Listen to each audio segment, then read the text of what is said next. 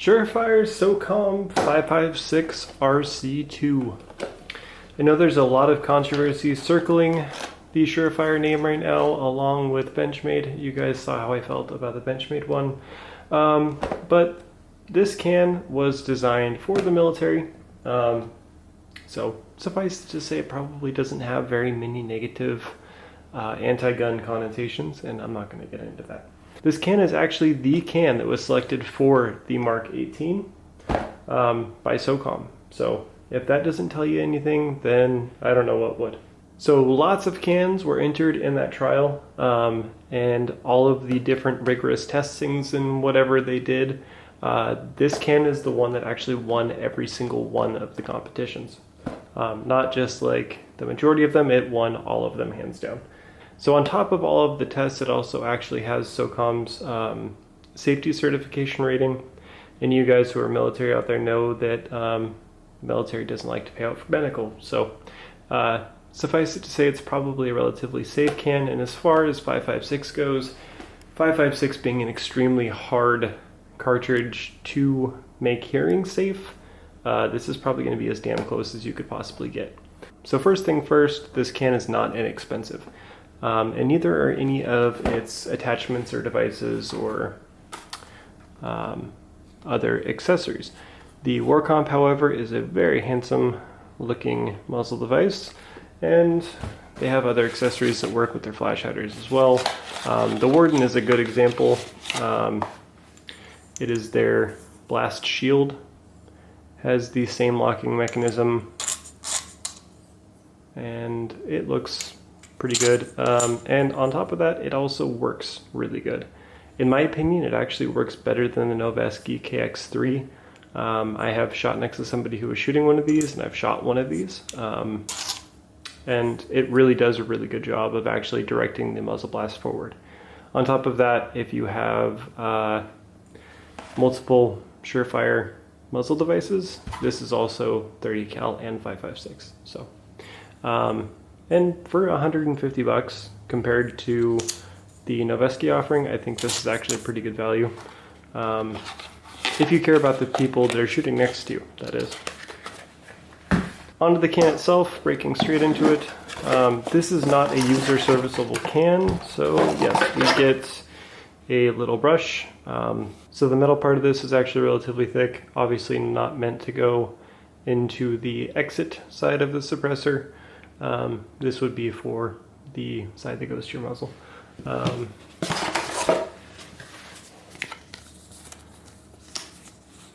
So this is a card saying, hey, use a bore rod, make sure that your suppressor is actually aligned. List of all their stuff. Make sure that your threads aren't too long, so on and so forth. Something that I really like about this is, unlike most other companies who are offering, by the way, a very nice MOLLE pouch with Surefire stitched in the top, a lot of companies are using Velcro. If I'm throwing a can on my backpack, I want to make damn sure that if I fall or drop my bag, or I'm pulling my bag in and out of my car, that I'm not going to just, flip that Velcro loose and then lose a very expensive can. And also, have to wait another year, and on top of that, probably get in a little bit of trouble, or at least get your wrist slapped for losing an NFA item. So, moving on to the can itself. So something that's kind of immediately apparent is this can has some heft to it. It does use Inconel baffles and stainless steel pretty much everywhere. It is 17 ounces. It's not the lightest of cans, but at the same time, it's also meant to be an extremely, extremely rugged can. Again, it won all of the trials. Let's pull my safety check rifle over. This is the Geisley URGI upper, kind of mimicking the Mark 18, sitting in one of my dedicated full auto lowers. Aero precision for whatever that's worth. So 14.5 inch barrel with a pinned Surefire RC. Something to note is you will see inside of here, that slot, the very bottom right there, And on the bottom of your muzzle device, there is a notch. So if you see this on any muzzle device that has the Surefire name on it, you can pretty much be assured that this can will work. So attaching, and they're fast attach. I would have used air quotes, but I'd drop the can. Fast attach system actually works really, really well. It's super positive. I am not one for direct thread. I never will be. You're never going to sell me on it. And another reason I won't ever do a Q video. Anyways, so you can see where that brush would go in and clean.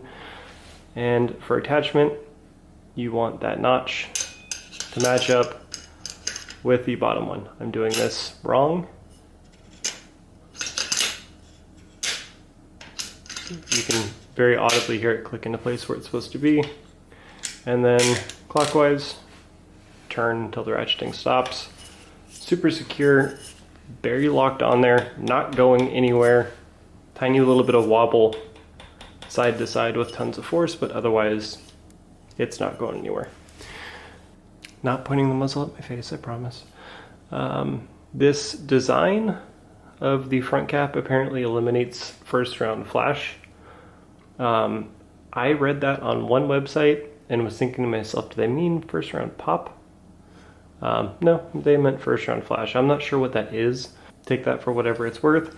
Apparently your first round doesn't flash. I don't know if your second one would, or if that's the thing that happens. I've never noticed any muzzle flash at all from any of my cans, but they felt it worthy of mentioning, so I'm mentioning it to you. I will tell you guys right now that this can is actually the first 5.56 can I have ever bought. And the reason for that is 5.56 cans usually aren't much better than a 30 cal can shooting 5.56 through it. I would rather have a can that I could shoot both through. This can, however, is apparently supposed to be like the cream of the crop as far as 5.56 cans go. And again, those 5.56 rounds going 3,200 feet per second, they're really hard to make quiet. So it's always going to be a really loud round anyways, just because of how fast it's going. I never really saw the purpose of buying a dedicated 5.56 can. It always kind of seemed like a waste. But, you know, this is actually designed for a variation of this upper. So I kind of figured I would give it a shot. And give it a shot I will. But anyways, just this is kind of the first unboxing, first impressions.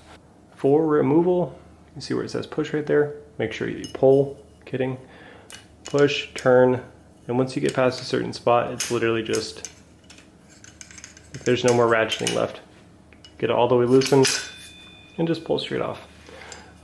It is a tight or relatively snug fit. I could see this getting kind of bound up with carbon, being hard to get off. Just being dry without any lube in there or anti-seize. It does kind of feel sticky. I can feel a bit of resistance, I should say, as I'm pulling it off.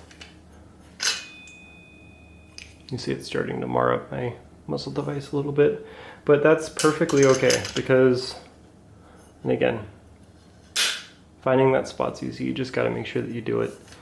And then, I mean, you don't have to sit there and crank on it all day. It's just, it goes on, find your slot, done. Really, really simple, extremely fast to do.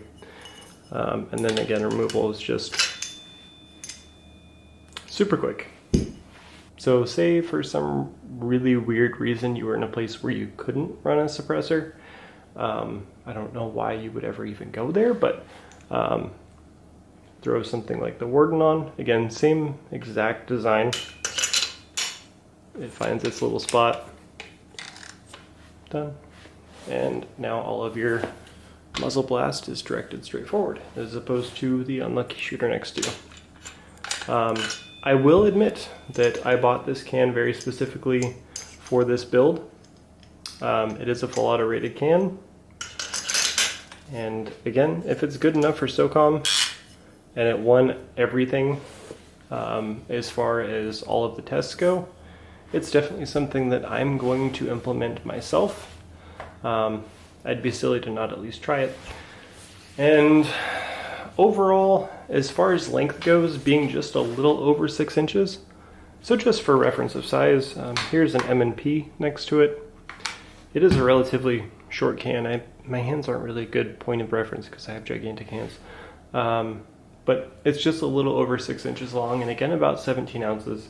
It feels like the perfect amount of weight on the end of this rifle. It doesn't feel super nose heavy, doesn't feel like you're really even running a suppressor.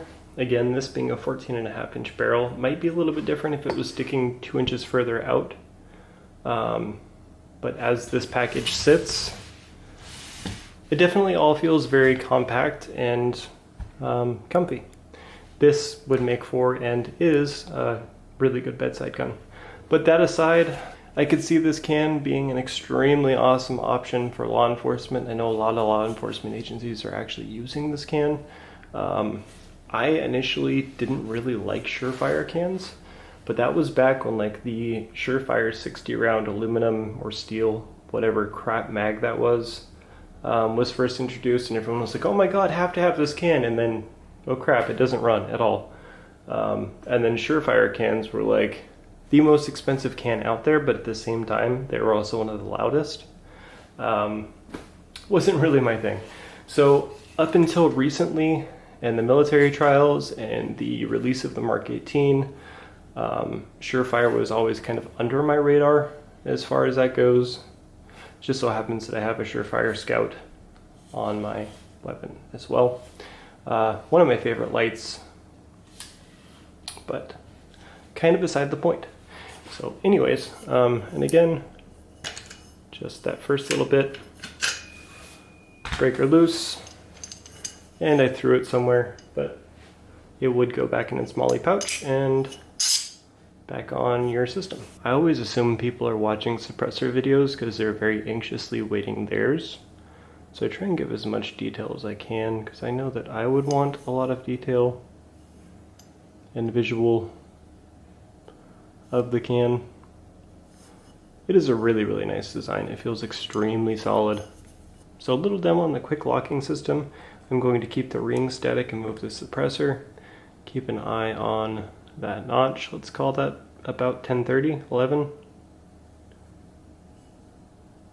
So right at about 7 o'clock, we're getting resistance. We start getting into those first bits of ratcheting. And it stops at about 2 o'clock. So maybe 3/4 of a turn for their quick lock system. And again, it is a very quick lock system. Goes on, you hear it click into place. Give it a tug, give it a wiggle, make sure that it's on there, and you are good to go. Again, street price of these cans is not cheap, but at the same time, you are definitely getting what you pay for. I have to admit, you guys, I'm a lot more impressed by Surefire than I thought I was going to be. This one definitely took me by surprise.